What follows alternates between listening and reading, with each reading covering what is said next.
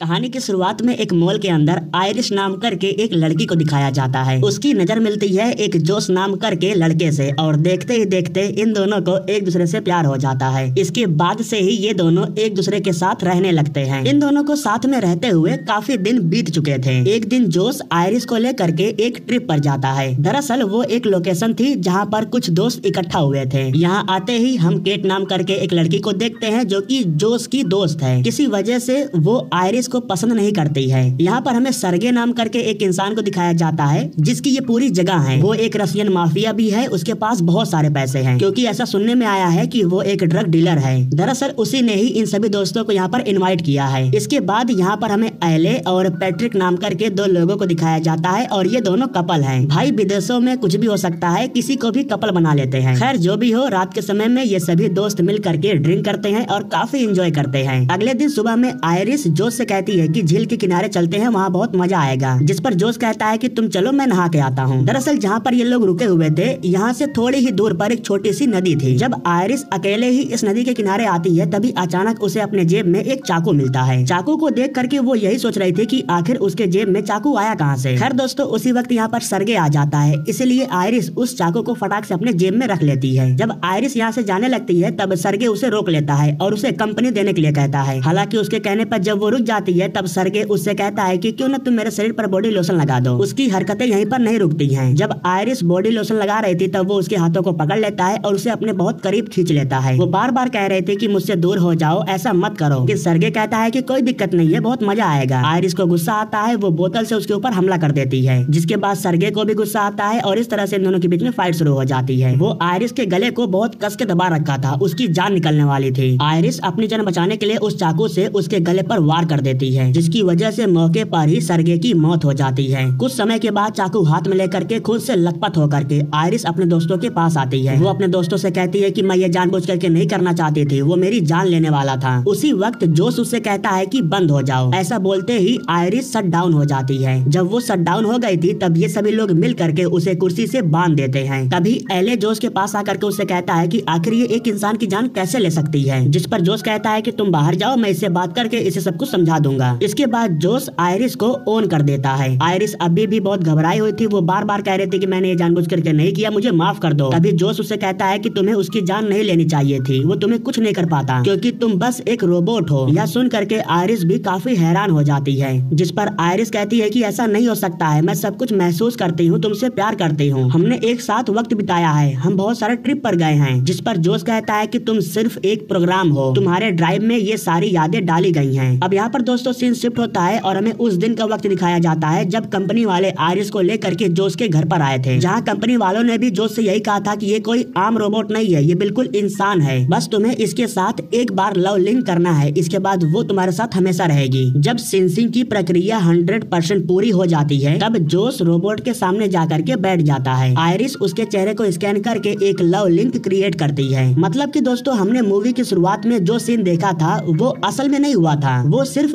Irish की यादों में बसा हुआ है। इस तरह से इन दोनों के बीच में लव लिंक क्रिएट होता है और उसके बाद से आयरिश जोश से बहुत प्यार करने लगती है। आयरिश की यादों में डाला गया है कि उसने जोश के साथ बहुत लंबा वक्त बिताया है, लेकिन ऐसा नहीं है, इन्हें मिले हुए सिर्फ अभी एक हफ्ता ही हुआ है। लेकिन आयरिश की यादों की वजह से उसे ऐसा लगता है कि वो जोश के साथ कई सालों से रह रही है। यहाँ जोश उसे ये भी बताता है कि तुम्हारी आंखों से जो आंसू निकल रहा है वो आंसू नहीं है बल्कि पानी है, तुम्हारे शरीर के अंदर एक टैंकर बना हुआ है, इमोशनल होने पर वो अपने आप ही झरने की तरह बाहर निकलता है। तभी आयरिश रोते हुए कहती है कि लेकिन फिर भी मैं तुमसे बहुत प्यार करने लगी हूँ। इसी वक्त यहाँ पर केट आ जाती है जो कि जोश से कहती है कि तुमने अभी तक इसे बंद नहीं किया। यह सुन करके आयरिश को मालूम चल जाता है कि ये लोग उसे बंद करने वाले हैं। केट से बात करने के लिए जोश उसे लेकर के एक कमरे में चला जाता है। अब यहाँ पर दोस्तों इनकी बातों को सुन करके हमें मालूम चलता है कि इन दोनों ने ये सब कुछ प्लान बनाया था। दरअसल ये लोग सरगे को जानबूझ करके मार के उसके सारे पैसों को लेना चाहते थे। वैसे तो केट उसकी गर्लफ्रेंड थी, लेकिन उसे मरवाने में उसका भी हाथ है। जोश कहता है कि अब हम दोनों का रास्ता साफ है, कंपनी वालों के आने से पहले मैं आयरिश को रिबूट कर दूंगा, वो सब कुछ भूल जाएगी और हम सारा आरोप उसके ऊपर डाल देंगे। इधर आयरिश को वो चाकू दिखाई देता है जो कि नीचे गिरा हुआ था। जैसे तैसे करके वो कुर्सियों को खिसकाते हुए चाकू के करीब जाती है और उसे लेने की कोशिश करती है, लेकिन उसी वक्त यहाँ पर जोश आ जाता है। जैसे ही वो आयरिश के करीब जाता है तभी वो उसके गले पर हमला कर देती है, जिसकी वजह से वो जख्मी होकर के नीचे गिर जाता है। जैसे ही आयरिश को मौका मिलता है तो वो जोश का फोन ले लेती लेती है और घर से बाहर निकल करके जंगल की तरफ भाग जाती है। इसके बाद इधर एले को भी मालूम चल जाता है कि आयरिस के जेब में जोश ने ही चाकू रखा था। जोश कहता है कि ये सब कुछ हमारा ही प्लान था, लेकिन कंपनी के आने से पहले अगर हमने आयरिस को नहीं पकड़ा तो हम सब फंस जाएंगे। इस पेन ड्राइव की मदद से मैं आयरिस का मॉडिफिकेशन कर सकता हूँ, लेकिन उससे पहले हमें आयरिस को पकड़ना होगा। इसके बाद ये लोग एले को अंदर लेकर के जाते हैं और सारा पैसा दिखाते हैं। दरअसल इन्हीं पैसों की वजह से इन लोगों ने सर्गे को मारने का प्लान बनाया था। यहाँ जोश कहता है कि इन सभी पैसों के 3 हिस्से होंगे और हम आपस में बांट लेंगे, जिस पर एले कहता है कि नहीं, 4 हिस्से होंगे। तुम पैट्रिक को कैसे बोल सकते हो, वो मेरे साथ में है, तुम्हें पैट्रिक को भी उसका हिस्सा देना होगा। इस पर जोश कहता है कि नहीं, ऐसा नहीं हो सकता है, इसके सिर्फ 3 हिस्से होंगे। तभी एले जा करके पैट्रिक को शट डाउन कर देता है। इसके बाद हमें मालूम चलता है कि पैट्रिक भी एक रोबोट है। पैट्रिक के शट डाउन हो जाने के बाद केट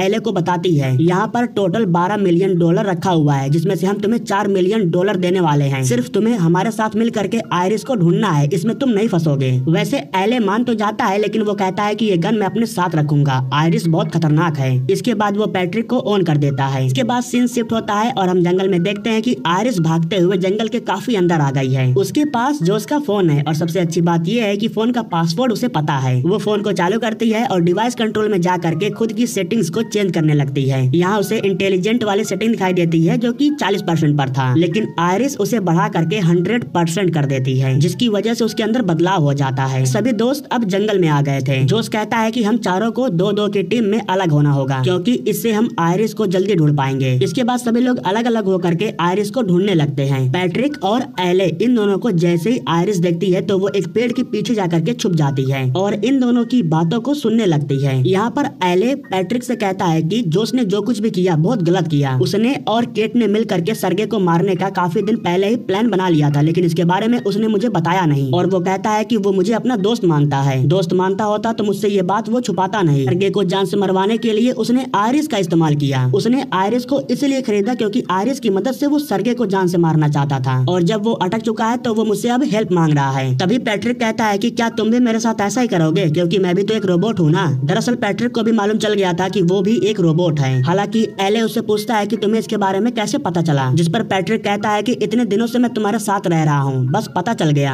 अब यहाँ पर दोस्तों हमें वो दिखाया जा रहा था कि एले और पैट्रिक इन दोनों के बीच में लव लिंक कैसे हुआ था। ये दोनों एक फेस्टिवल में मिले थे और इस तरह से इन दोनों के बीच में लव लिंक कराया गया था। यहाँ एले उससे कहता है कि मैं तुम्हारे साथ ऐसा कभी कुछ नहीं करूंगा, तुम्हारे साथ रहते रहते मुझे सच में प्यार हो गया है, मैं तुम्हारे साथ हमेशा रहना चाहता हूँ क्योंकि तुम मेरे लिए सब कुछ करते हो। इन दोनों के बीच में रोमांस हो ही रहा था कि तभी जोश का फोन बजने लगता है और इसके बारे में एले को मालूम चल जाता है। उसे मालूम चल जाता है कि इस वक्त आयरिस पेड़ के पीछे छुपी हुई है। वो गन निकाल करके उसे शूट तो करता है, लेकिन गोली निशाने पर नहीं लगती है। जब आयरिस भाग रही थी तब एले उसे लपेटे में ले लेता है, जिसकी वजह से ये दोनों लुढ़कते हुए नीचे आकर के गिरते हैं। एले दोबारा गन लेकर के आयरिस को शूट करता, उससे पहले आयरिस उसे पकड़ लेती है। इन दोनों के बीच में हाथापाई हो रही थी और तभी गन चल जाती है। एले को गोली लगने की वजह से मौके पर ही उसकी मौत हो जाती है। जब सभी लोग जंगल में थे तब आयरिस भागते हुए घर की तरफ आती है और फौरन जा करके जोश के इलेक्ट्रिक कार में बैठ जाती है, क्योंकि ये कार वॉइस कमांड पर चलता था। जब आयरिस अपने आवाज से कार को स्टार्ट करने की कोशिश कर रही थी तब उसका आवाज मैच नहीं खाता है, जिसके बाद वो फौरन फोन के अंदर डिवाइस कंट्रोल में जा करके अपनी आवाज को चेंज करने लगती है। वो अपनी आवाज को जोश के जैसा बना रही थी। कई बार कोशिश करते हुए फाइनली आवाज मैच हो जाती है। जैसे ही कार स्टार्ट होती है तो आयरिस कार में बैठ करके यहाँ से निकल जाती है, लेकिन जोश भी कम नहीं था, उसके पास भी दिमाग था। वो फौरन भाग करके घर के अंदर आता है और सर्गे का फोन ले करके अपनी कार चोरी होने का रिपोर्ट लिखवा देता है। जैसे ही रिपोर्ट दर्ज होती है तो कार ऑटोमेटिक रोड के किनारे आकर के बंद हो जाती है। उसके बाद सर्गे के फोन से जोश अपने फोन पर कॉल करता है और जब आयरिस कॉल को रिसीव करती है तब जोश उससे कहता है कि प्लीज वापस लौट आओ, मैं सब कुछ ठीक कर दूंगा। तुम एक रोबोट हो, तुम्हें कोई सजा नहीं मिलेगी, मैं तुम्हारे अंदर मॉडिफिकेशन कर दूंगा, जिसके बाद तुम सब कुछ भूल जाओगी। इसके बाद हम फिर से एक साथ रहने लगेंगे। जिस पर आयरिस कहती है कि मैं दोबारा तुम पर भरोसा नहीं कर सकती हूँ, तुमने सर्गे को मारने के लिए मेरा इस्तेमाल किया है। एले और पैट्रिक ये दोनों जंगल में बात कर रहे थे और इनकी बातों को मैंने सुन लिया है। मैं अब जीना चाहती हूँ, मैं यहाँ से दूर चली जाऊंगी, लेकिन दोबारा तुम्हारे पास नहीं आऊंगी। इसके बाद कॉल कट होता है और फिर जोश भाग करके पैट्रिक के पास आता है। एले का फोन लेने के बाद वो पैट्रिक के अंदर मॉडिफिकेशन करने लगता है। वो उसके गुस्से को 100% बढ़ा देता है। मॉडिफिकेशन हो जाने के बाद एले के फिंगरप्रिंट से वो पैट्रिक को रिबूट करता है। अब इसके बाद पैट्रिक जोश को स्कैन करता है और इस तरह से इन दोनों के बीच में लव लिंक क्रिएट होता है। लव लिंक क्रिएट हो जाने के बाद अब पैट्रिक प्यार करने लगा था जोश से। जोश उससे कहता है कि आयरिस हम दोनों को फंसा करके हमें अलग करना चाहती आती है, तुम्हें जा करके उसे रोकना होगा। इधर जब आयरिस कांच को तोड़ रही थी तब एक पुलिस वाला उसे देख लेता है। पुलिस वाला कार से उतरता है और आयरिस के पास आकर के उससे पूछता है कि आखिर उसके साथ हुआ क्या है। आयरिस के अंदर ऐसा मॉडिफिकेशन हुआ है कि वो झूठ नहीं बोल सकती है। जब पुलिस वाला उससे पूछता है कि तुम यहाँ पर क्या करने के लिए आई हो, तब आयरिस बताती है कि पास में ही एक घर है, हम सभी दोस्त उस घर में एंजॉय कर रहे थे। यहाँ पुलिस वाले को पता था कि वो घर सरगे का है, इसलिए वो आयरिस से कहता है कि चलो मैं तुम्हें सही सलामत उसके पास दोबारा छोड़ आता हूँ। तभी आयरिस बताती है कि मैंने उसे जान से मार दिया है और अब मेरे दोस्त मुझे जान से मारना चाहते हैं, इसलिए मैं दोबारा उनके पास नहीं जाना चाहती।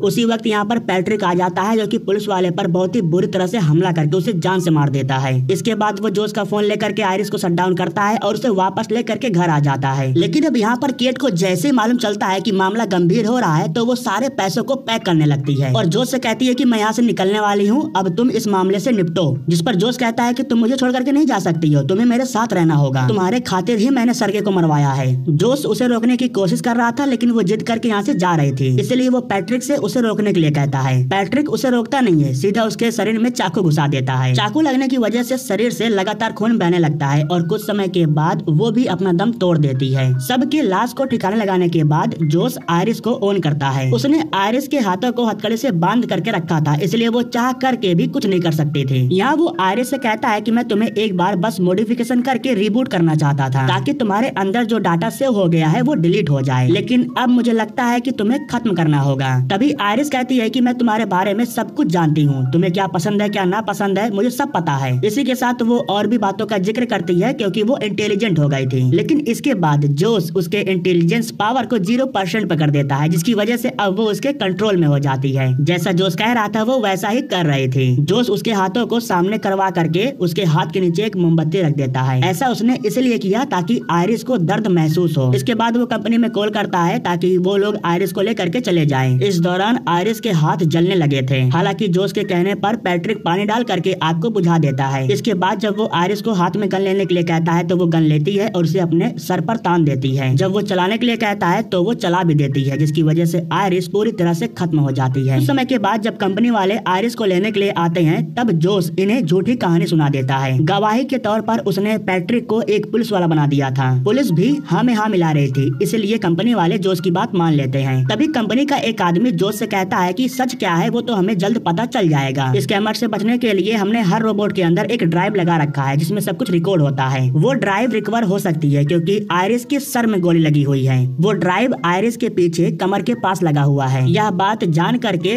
जोश टेंशन में आ जाता है क्योंकि अगर वो ड्राइव रिकवर हो गई तो जोश की असली सच्चाई इनके सामने आ जाएगी। खैर अब कंपनी वाले आयरिस को ले जा करके वैन में डाल देते हैं और उसे रिबूट प्रोसेसिंग में लगा देते हैं। लेकिन जब ये लोग वैन को स्टार्ट करके यहाँ से जाने लगते हैं तभी पैट्रिक इनके सामने आ जाता है और वो ड्राइवर को गन से शूट करके उसे जान से मार देता है। दूसरा वाला जो बंदा था वो भाग करके जंगल की तरफ चला जाता है। इधर रिबूटिंग प्रोसेसिंग जैसे ही पूरी होती है तो आयरिस जाग जाती है। इधर जो पैट्रिक था उसके गन की गोली खत्म हो गई थी, इसलिए वो उस आदमी के गले को दबा करके उसे जान से मार रहा था। तभी यहाँ पर ट्रेजर ले करके आयरिस आ जाती है जो कि पैट्रिक पर हमला करती है, लेकिन उसे कोई फर्क नहीं पड़ता बल्कि उल्टा पैट्रिक ही उस पर हमला कर देता है। वो आयरिस को मारता तभी आयरिस उसे कहती है कि उसने तुम्हारी यादों को मिटा दिया है, वो तुम्हारा प्यार नहीं है, तुम याद करने की कोशिश करो, उसने तुम्हारे प्यार को मार दिया है, वो बस तुम्हारा इस्तेमाल कर रहा है। इसके बाद जब पैट्रिक अपने दिमाग पर जोर डालता है तब धीरे धीरे उसे सब कुछ याद आने लगता है। उसे मालूम चलता है कि जिससे वो प्यार करता था उसकी तो मौत हो चुकी है। जब उसे मालूम चलता है कि उसका लवर मर चुका है तो वो इस बात को बर्दाश्त नहीं कर पाता, वो खुद को ही मार लेता है। रोबोट कंपनी का एक आदमी अभी भी सही सलामत था। आयरिस उस आदमी से कहती है कि मुझे तुम्हारा हेल्प चाहिए। अब अगले सीन में हमें दिखाया जाता है कि आयरिस जोश के पास आती है और यहाँ पर जब जोश अपने फोन से उसे बंद करने की कोशिश कर रहा था तो वो बंद नहीं हो रही थी क्योंकि उस कंपनी के आदमी ने आयरिस के अंदर चेंजेस कर दिया है। चेंजेस हो जाने की वजह से अब उसे कोई कंट्रोल नहीं कर सकता है, वो जो चाहे वो अपने मन से कर सकती है। जब आयरिस ने जोश पर गन तान रखा था तब जोश कहता है कि तुम मुझे नहीं मारोगे क्योंकि तुम मुझसे बहुत प्यार करती हो। यहाँ आयरिस एक बार फिर से उसकी बातों में आ जाती है, लेकिन तभी जोश उसके ऊपर फिर से हमला कर देता है। जोश कहता है कि तुम्हें कैसे कंट्रोल करना है मुझे अच्छे से पता है। इतना कहने के बाद वो उसे मारने पीटने लगता है। इस बार वो अपनी गन से आयरिस को उस जगह पर मारने वाला था जहाँ पर उसका पूरा डाटा सेव होता है। यहाँ जोश को ये नहीं पता था कि आयरिस ने अपने हाथों में सोडे की बोतल खोलने वाला हथियार ले रखा है। उसी हथियार से वो जोश के सर पर वार कर देती है। जैसे ही वो जोश के सर में घुसता है तो तभी जोश की मौत हो जाती है। कहानी के लास्ट में हमें दिखाया जाता है कि अब आयरिस को कंट्रोल करने वाला कोई नहीं है, वो जो चाहे अपने मन से वो सब कुछ कर कर सकती है। कार और पैसों को लेने के बाद वो यहाँ से कहीं दूर रहने के लिए निकल जाती है और इसी के साथ ये कहानी यहीं पर खत्म हो जाती है।